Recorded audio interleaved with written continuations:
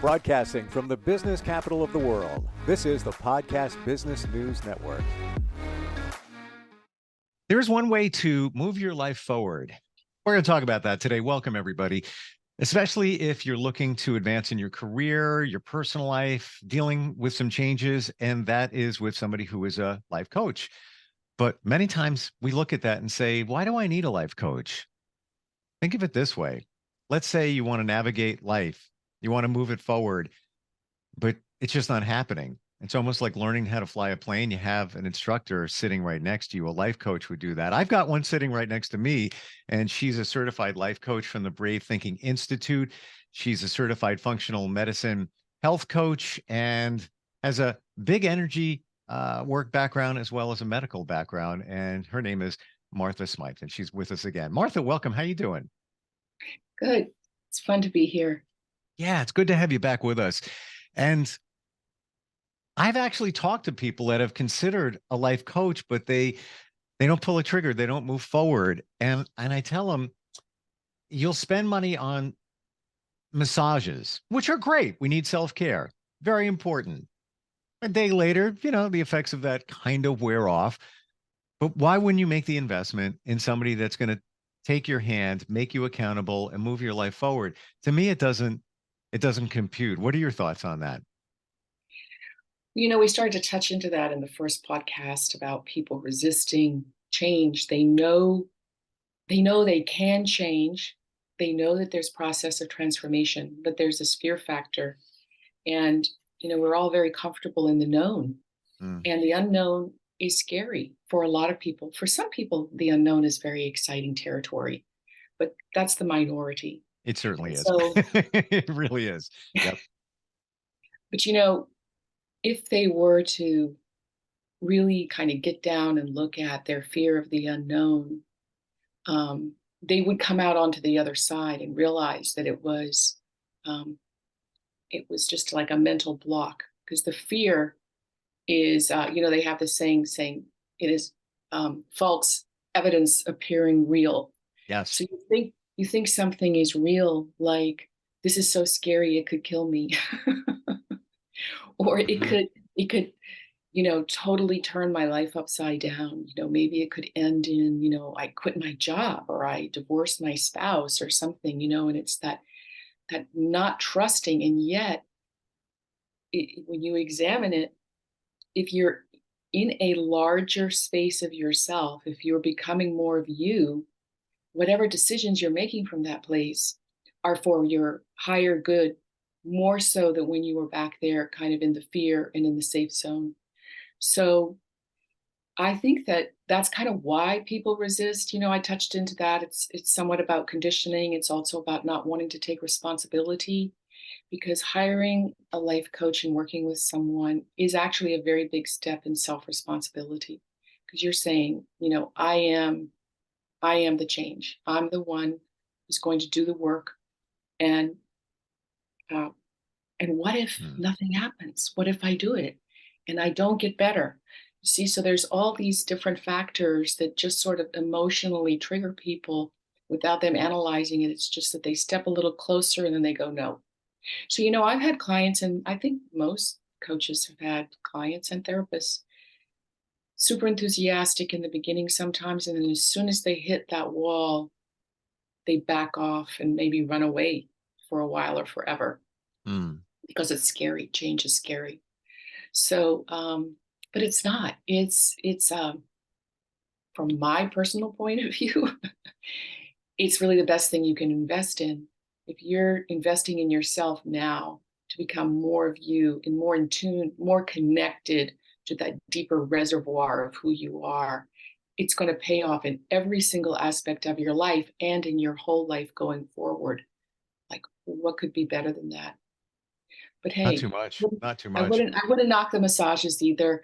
Well, yes, but you bring up a great point, Martha, in that you're investing in yourself. It's not necessarily investing in the life coach. That's just part of the investment. And again, you could invest in massages, and you're investing in yourself and your sense of well-being. But the life coach is going to last a lot longer in terms of the effects, in terms of putting you back on track for life or putting you on track. But you bring up a great point. Fear is everything. We're all fear based. We've been programmed from prehistoric times, fight or flight, fear, fear, fear. And part of that fear, I guess, is also wondering what it's going to be like. Should I make that investment? What if it, fear now, what if the life coach doesn't get it done for me? What if? You could spend your life doing that, but you're going to go nowhere with that. You're going to be frozen in time. And maybe this is not the best time you want to be frozen in. Yeah. I don't think people quite see that they are frozen in time.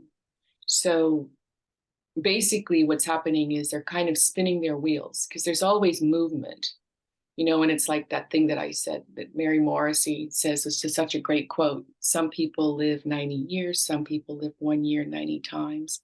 The 1 year 90 times is just that constant repetition, sort of like you're the same old person.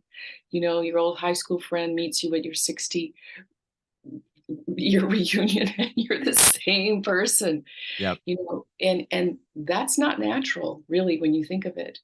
And so it's that stuckness that we really should be wary of more than anything else. So the way I see it is we're all either kind of getting better, so to speak, and that word is very limiting, or getting worse, but stagnation is not an easy place to hold. But if we're not moving forward in our own development and just sort of becoming more full of life and who we truly are, Yep. then we are stuck. And there's no guarantee with a life coach because the commitment is not to the life coach, and the life coach can't make you drink the water. You know, it's so up to the client. But the thing is, there's this synergy and connection that happens between a life coach and a client, and that support that's there. And your coach is that person that is believing in you.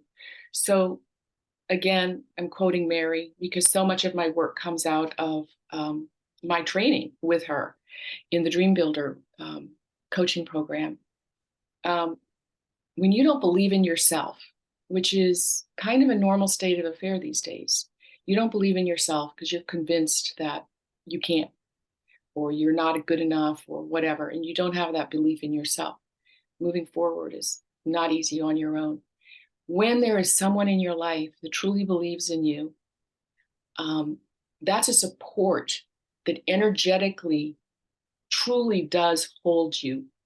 And so the belief that that person has in you, knowing that you have everything that it takes to grow and to become and to move forward, has a huge influence on the client, whether they really realize it or not. They just have to stay engaged and stay connected. And there's great stories about that. I mean, can I take a minute just to exemplify that with one quick story? I would love to. And before you do, I want to back up what you've said. And one of my favorite, call it slogans or just mantras, is everything I need is within me now. And meaning that it's all here. You just got to bring it out. You've got all the skill. Everything is there. And the other thing you said, being stuck, spending 90 years. How did that go again? You I live love it. 1 year 90 times, or you live 90 years. So somebody said to me after I left a job after 2.5 decades, and it was like, I got the job I always wanted as a kid. I literally started in my teens. And he's very insightful, very intuitive. And I'll never forget this. And this was years ago. He said, habit doesn't always equal happiness. Habit doesn't always equal happiness. So that illustrates your point. You could be stuck doing the same thing. Doesn't mean you're happy. You're just stuck doing the same thing. I just Oh, want to share.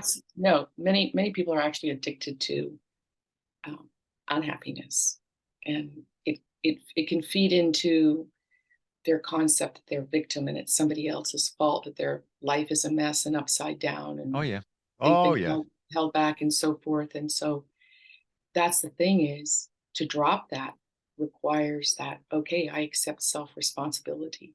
And Hmm. when you just said everything is in me, that's so true, because so much of it is just removing the blockages.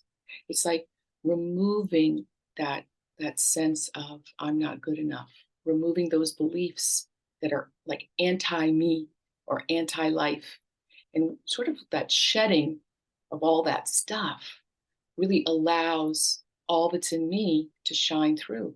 The other thing is, as you deepen your connection to your greater self, and you could call it, source, or many people have many different names for it, you're literally connected to all kinds of resources and awareness and groundedness and the energy that you need. There's so much there through that connection. And so this is kind of it's a releasing of the layers, and it's also that deeper connection. And it can be subtle, but after a while, it's like you start seeing things are really happening and moving and changing. And I am so much happier. Mm. That's the joy factor. You don't know it when you're in it. When you're doing your day, again, the habit, the daily habit, you don't know it until you shed, all that stuff around you. I just got a visual. It's kind of elementary, but it's almost as if, picture yourself as Superman, Superwoman. You have your street clothes on, your glasses, Clark Kent, but rip that off. And those are the limiting beliefs. Rip that off, and look what's underneath that. A super person. I can do Mhm. whatever they want to do. So yes, we digress. You were going to tell a No, story. but that's a great analogy. And I've seen many people transform, and not just people that I've worked with, but in greater work. Like I've mentioned that. Okay, so I have my clients, but I've also mentioned like Dr. Joe Dispenza, and he'll have over 1,000 people in a workshop. There's lots of testimonials, but it's like Yep. people really transforming their lives, transforming their health, their careers, just their whole approach. And we use techniques for doing that. We have something called a mind movie, and we create it and we watch it, and we're subliminally giving ourselves the message that we are that that that movie that we've created is actually us in our life. And Hmm. that is amazing. Some of the testimonials of people who how their mind movies have really come true. A lot in my mind movie came true. Hmm. But anyway, I should have watched that movie. I so should it's have your watched my. movie. Well, You would have to create the movie. You put the images and the words and the music, and you take pictures of what you like. One of mine was lots of nature pictures, because I wanted to live deeper in nature. And now I live in something that's like a wonder park. It could be a national well, park. well, Um, I'm a firm believer in the visualization. Even just going to a party. Hey, there's a gathering coming up this weekend. I will visualize what it's going to be like, who's going to be there, what they might be wearing, the synergy between them. So I have a picture. It's almost like the movie plays in my mind. So I'm call it better prepared for it. What do I wear? It's based on what I'm thinking, in terms of this movie that plays. I'm just giving you a tiny, idea of that. But yeah, picture doing it for your life. What could be out there for you? And maybe that gets into manifestation, which is a whole nother topic, I guess. yeah, yeah, totally. And Yeah. imagination is a great tool to have. Yeah. Oh, yeah. Without a doubt. All right. So I think it was a story of success that you were going to share. It was about belief. Okay. Okay, so belief is a very important part of transformation. And if you lack belief in yourself, that's just a whole nother thing to have to break down before moving forward. So Mary's story really began when she was 19, and well, it began, real quick. High school. I think it was like 1970ish. Pregnant, gets kicked out of high school. She's like a perfect student, everything, but it's those times. So she gets kicked out for being pregnant, moves into an evening program with delinquents. And there's so much shame. There's all the shame. And within, had the baby, she got married, had the baby. But by the time the kid was 4 months old, she had basically terminal kidney disease.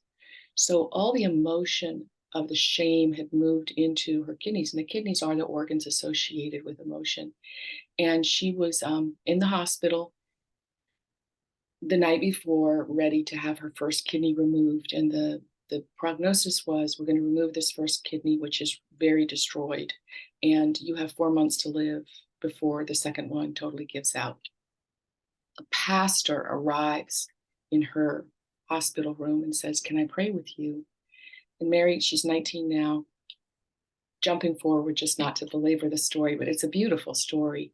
Um, the pastor ultimately explains to her a little bit about the mechanics of life, that everything is made twice. First, it's a thought, and then it's a thing. So, what Hmm. you think, you then create, because we're powerful creators and we just don't know it. So, we create the negative, we create the positive. And basically, she was saying, "Do you believe that you could go into surgery tomorrow and then they just close you up and say you're okay? You don't need surgery?" And she was like, "No, I can't believe that. I just don't think that's possible." "Well, could you believe that they take out the bad kidney, and that bad kidney takes all the badness from the second kidney, and then your kidney remaining is okay?" And she was like, "I'm really having a hard time believing this, but I can see that you believe it. And so that's good enough for me." And basically, there was something energetically about that pastor believing in her and her allowing it and accepting it. And Mary walked out of there, and they said, your one kidney was very bad shape, and the second one is not quite as bad as we thought, but we still don't see you living for a year. And the pastor gave Mary some homework to do, which was visualization into the future, to create a future where she was around, basically. And Mary's in her 70s now. And she, that kidney healed. And it was an example of that principle of belief. Hmm. Now, the preference is that you believe yourself, but actually, someone can believe in you, kind of hold you in that space until you can believe. Of course, Mary learned to believe. She's a big believer. So that's what a coach can do for a client. It's that missing link when you don't believe in yourself and you're kind of out there struggling on your own and trying to do it on your own for whatever reason. Oh, I don't need anybody or whatever. Um, Hmm. that that could be the missing link. Yeah, I don't like to always give analogies and pictures, but they pop in my head. And what I have right Oh now, yeah, they're great. They're great. Share it. based on what you just said, think of when you were a kid or even as an adult, and let's say you're climbing a tree. You're climbing. You can't reach all the way. And then somebody bends down and you get on their back and it hoists you up to the point where you can start grabbing and then make your way up.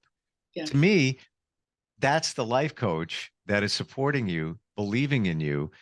You can't really do it alone because there'd be no way to reach that first branch. But when you get on somebody else's back, when they're hunched over and they hoisted you up, now you've got it. Then you grab the other one, then the other one, and you're making your way up. Um, that's the feeling I have, because that coach believes in you to help you get to the first step, and they'll be there in case you fall, by the way. Be down there to catch you at the same time. Yeah. Yeah.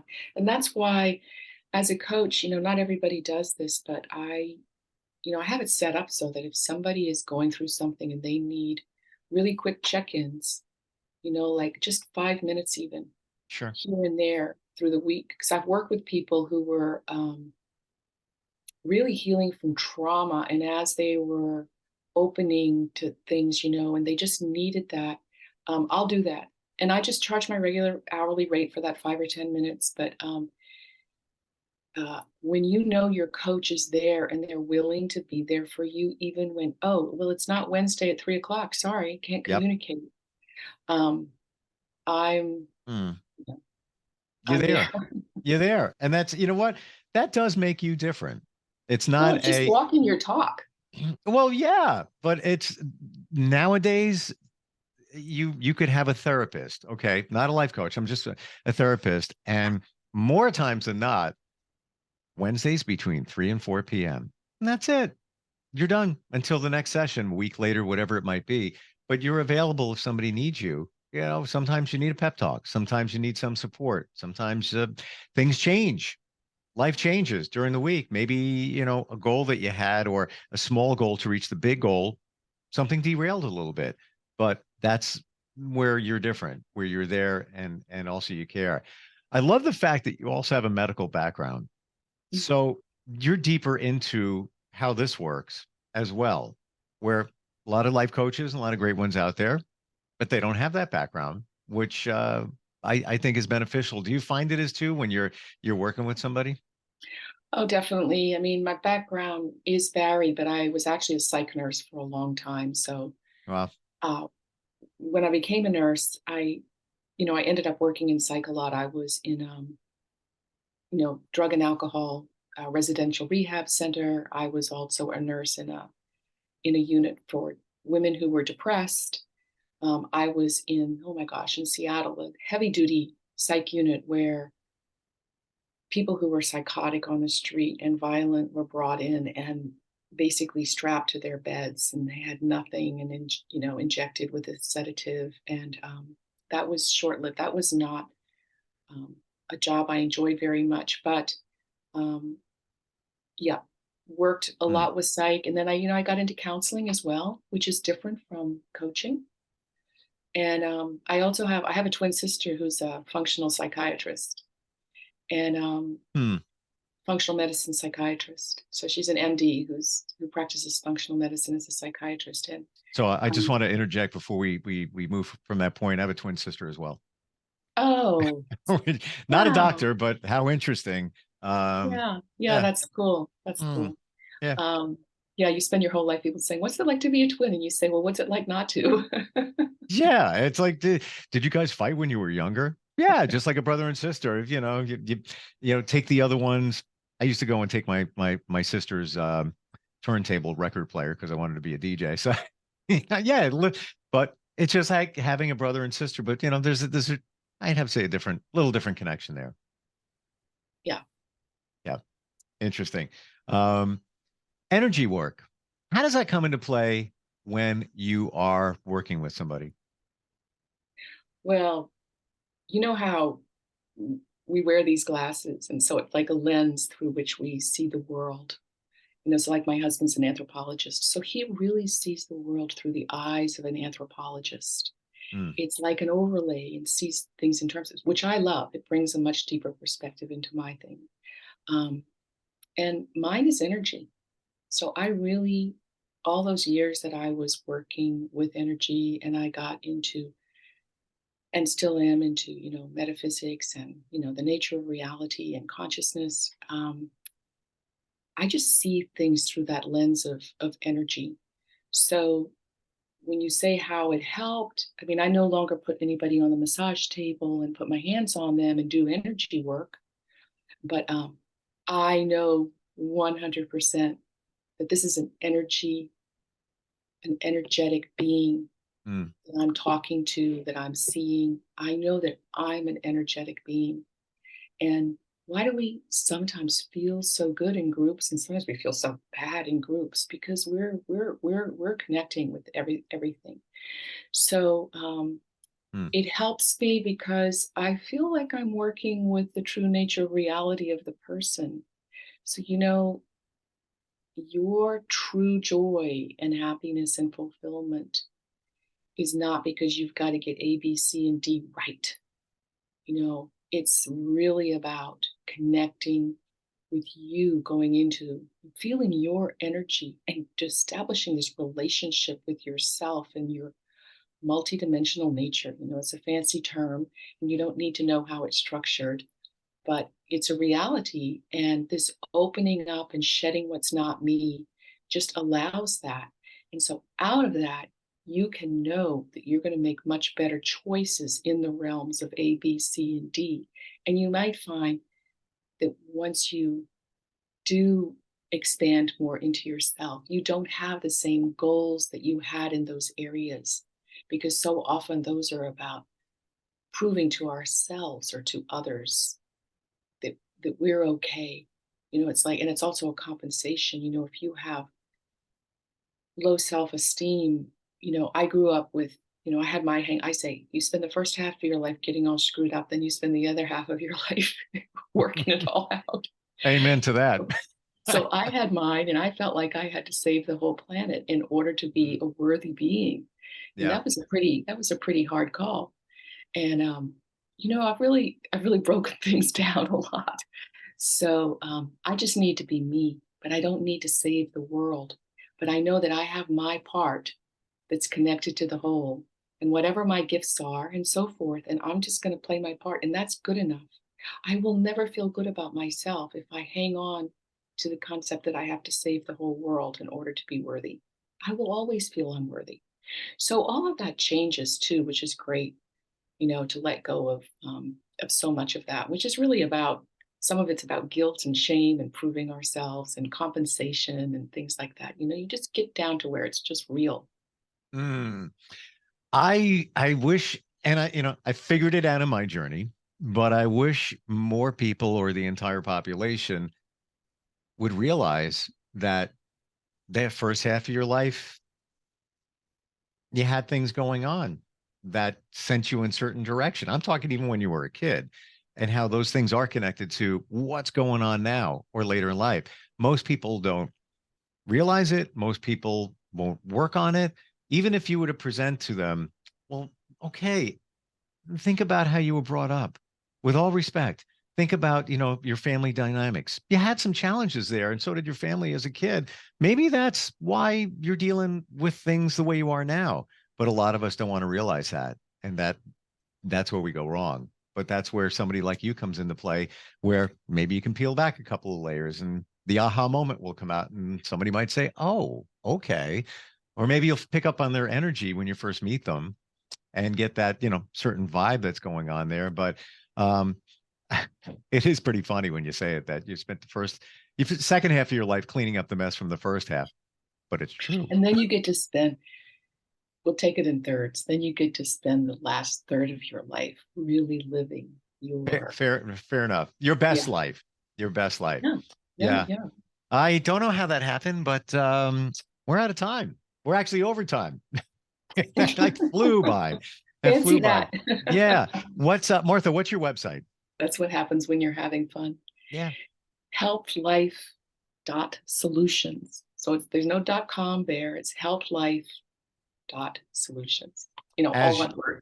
As you provide solutions for people to move their life forward in many different ways, and certainly as a life coach and centered on health as well. Lots to talk about in the future. And I appreciate you being here today, and I appreciate you, and I look forward next time we get a chance to talk. Are you looking for even more of the podcasts and hosts that you love? The Podcast Business News Network is proud to announce that you now have even more ways to listen live. Check out the MyTuner Radio, online radio box, and Simple Radio apps on iOS and Android, or find us online. Search for Business News Network on mytuner-radio.com, or search Podcast Business News Network on streama.com and onlineradiobox.com/US. Take your podcast on the go and don't miss a minute of the action.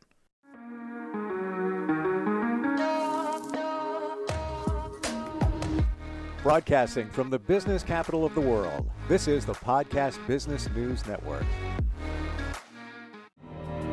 For nearly 2,000 severely injured veterans, everyday life has become filled with barriers. Day-to-day simple tasks can become pretty daunting. I have to carry my chair up 2 flights of steps or have somebody do it for me. What scares me the most is just the falling.